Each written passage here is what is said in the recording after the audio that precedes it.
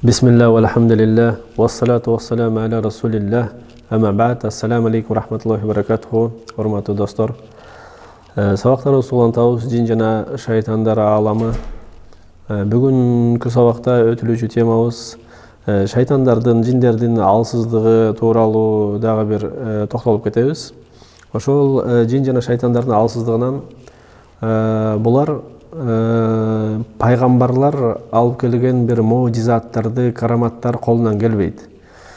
Ошол эң чоң бир муъжизаттардан пайгамбарлардын бул Аллах Таала жөнөткөн Куран. Ошол тууралуу Аллах Таала Куранда айтат: шайтандар Куранды алып түшкөн эмес дейт. Жана ал нерсе алардын колунан келбейт дейт.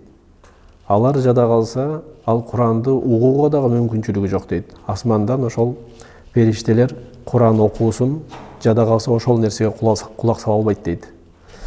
Демек, биринчи эшиктен ал Куран шайтандан эмес, жиндерден эмес деген сөз келип чыгат. Андан соң дагы бир шайтандардын бир алсыздыгы: шайтандар, жиндер пайгамбарыбыздын келбетин ала албайт, түшкө кире албайт пайгамбарыбыздын келбетинде. Ошол себептен пайгамбарыбыз саллаллаху алейхи вассалам хадисте айткан, имам Термизи алып келген хадисте, Абу Хурайра радиаллаху анхудан айткан хадисте пайгамбарыбыз мындай деген: эгер кимде-ким түшүндө мени көргөн болсо, анда мен өзүммүн деген. Ошол түшүндө. Себеп дегенде шайтан менин келбетимди ала албайт деген. Бул маселе дагы бир назик маселелерден. Бул хадистер бул маселеде көп келген. Бирок бул такыр пайгамбарыбыздын келбетинде келе албайт деген сөз эмес. Мындайча айтканда, пайгамбармын деп бөлөк келбетте келиши ыктымал. Ошол себептен ар бир эле түшүндө пайгамбарыбызды көргөн, ал пайгамбарыбыз эмес чыгар. Себеп дегенде, ошол көргөн түшүндөгү пайгамбарыбыз, эгерде пайгамбарыбыздан келген хадистерде ошол сыфаттарына жооп берсе, пайгамбарыбыздын ошо келбетине ошол тууралуу келген хадистер бар, анда ошол акыйкатта пайгамбарыбыз болот. Бирок көп адамдарга бул шайтан ойрон салып, пайгамбармын деп келет. Бирок эгер аныктап чыксаң, ошол пайгамбарыбыздын сыфаттары тууралуу хадистерди карап чыксаң, такыр топ келбейт. Себеп дегенде, ал шайтан болот. Көп келет адамдар: мен пайгамбарыбызды көрдүм, ошол түшүмдө мен пайгамбармын, баланча мондай деп бирдемкени буйруду дейт. Көбүнчө ошол маселе пайгамбар эмне үчүн пайгамбарыбыз, ошол адамда шайтан эмне үчүн бөлөк келбетте пайгамбармын деп келет. Себеп дегенде, ошол бир буйрукту, динде жок буйрукту буйруп, ошол нерсеге тигилер амал кылыш үчүн. Мисалы үчүн, же ширк бир иш болушу мүмкүн, же бидат ишти ошо динден деп ошол нерсени буйруп коет. Ал адам баягы сабатсыздыгынан бул пайгамбар экен деп ошого аябай баягы толкунданып, бул нерсеге аныктабай, эчтеке кылбай туруп, канчасы ушул шайтандын ойронуна салып, ошол шайтандын буйругун аткарып жүргөндөр көп чыгар. Демек, бирок акыйкатта пайгамбарыбыздын чыныгы келбетинде шайтан албетте келе албайт. Бирок бөлөк келбетте келиши ыктымал. Андан кийин дагы бир алсыздыгы, шайтандын алсыздыктарынан, алар Аллах Таала коюп койгон, чек кылып койгон асман менен жердин кыртышынан ары чыга албайт.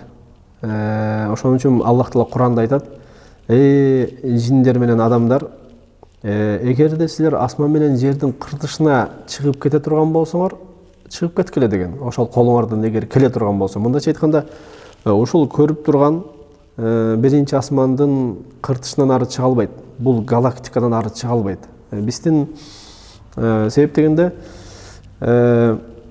биз көрүп турган бул галактика, бул биринчи асмандын мейкиндиги.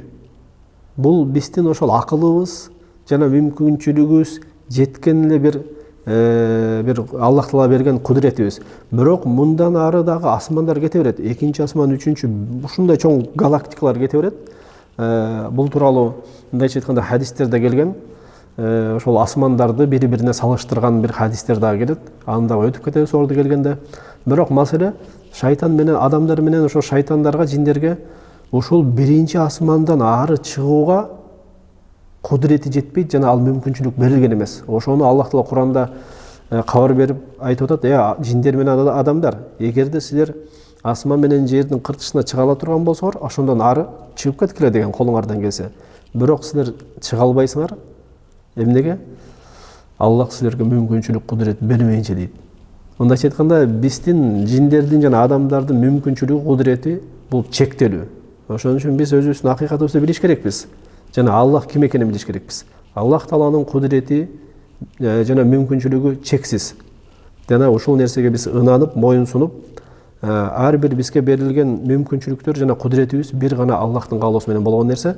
Жана буну биз Аллахка кайтарып, Аллахтан ушул нерсени сураш керекпиз.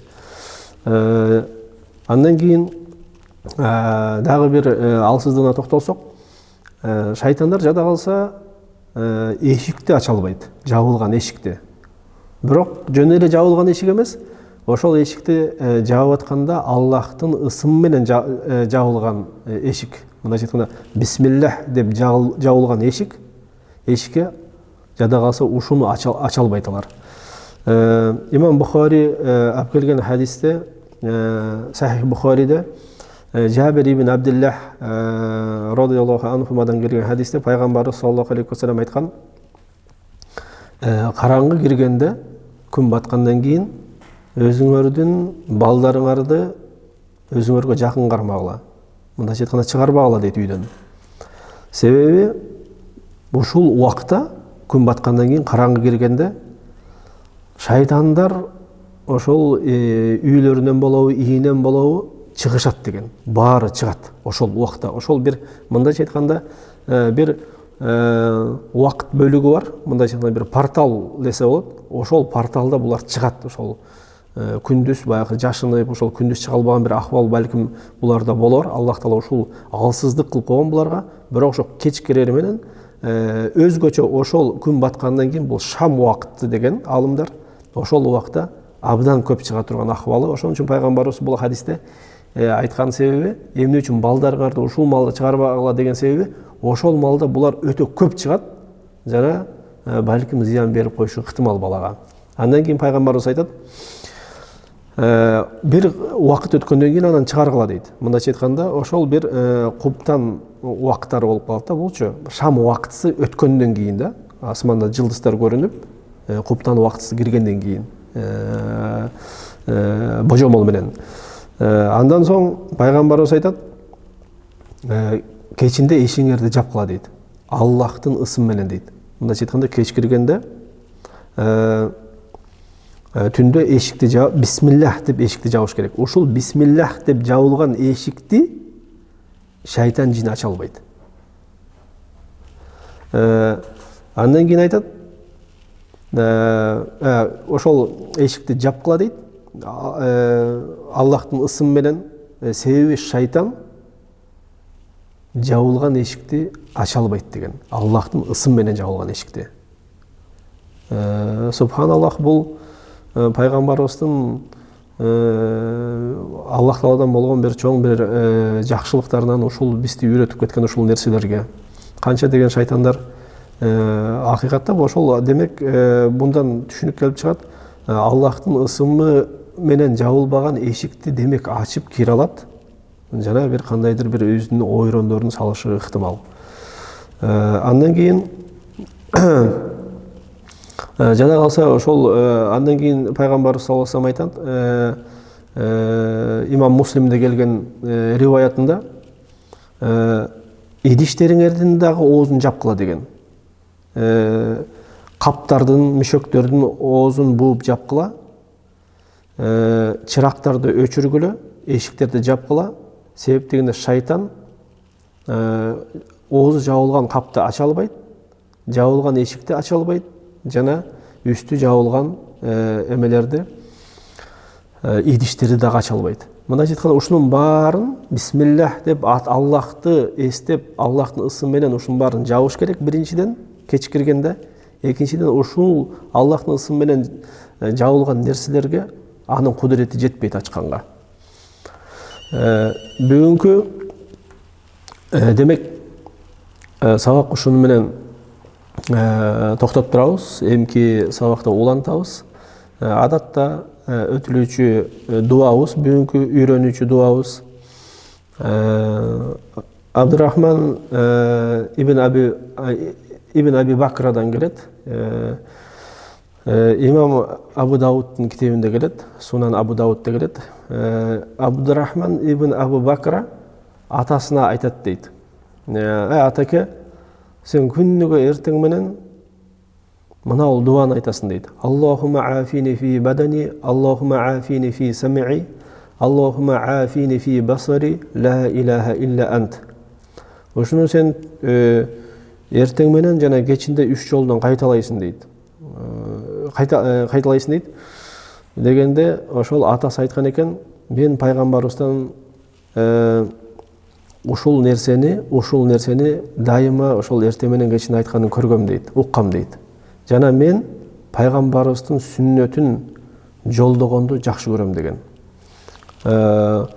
Бунун котормосу пайгамбарыбыз саллаллаху алейхи вассалам дуа кылып атат. Аллахым, ар кандай жамандыктардан менин денемди сакта дейт. Ар кандай жамандыктан менин угуумду сакта дейт. Ар кандай жамандыктан менин көрүүмдү сакта дейт. Саламаттуулук бер деген мааниде да, ар бир ушу бүт дене мүчөмө мага саламаттуулук бер дейт. Бүт дуалардын бардыгы, эгер карап келсек, Аллах Тааланы ар бир сурамжылоодо, жардам суроодо, коргонуу суроодо бүт бардыгы эмнеге багытталган? Аллахты ушул нерселерде жаңгыздоодо. Эгер көңүл бурсак дагы деле болсо, бөлөк эч кимге бурулган эмес бул талаптар, бул суроолор. Демек, бул бардык нерседе адамдын саламаттуулугунда жана зыяндардан тосулуусунда бул нерсе бир гана Аллахтан суралат, жана бөлөк заттан эч убакта суралбайт. Аллах Таала баарыбыздын дене мүчөбүздү, акылыбызды, бардык мал мүлкүбүздү, үй бүлөбүздү баарыбызды саламаттуу кылсын. Жана ар кандай зыяндардан бизди тосуп койсун. Аллах Таала ар кандай жин жана адамдардын арасындагы шайтандардын зыянынан бизди тосуп койсун, бизди сактасын. Жана сыйкырчылардын сыйкырынан, көрө албастардын көрө албастыгынан, көзү суктардын суктугунан, ач көздөрдүн ач көздүгүнөн, айлакерлердин айлакерлик куулук шумдуктарынан сактасын. Баарыбызды ыйманда бекемдеп, жаныбызды бир гана мусулман акыбалда алып, ушул биздин сабактарыбызды дайымдуу кылсын, берекелүү кылсын. Субханак Аллахумма ва бихамдик, ашхаду ан ла илаха илля анта, астагфирука ва атубу илейк. Ассаламу алейкум рахматуллахи ва баракатуху. Көрүшкөнчө сак саламатта болуңуздар.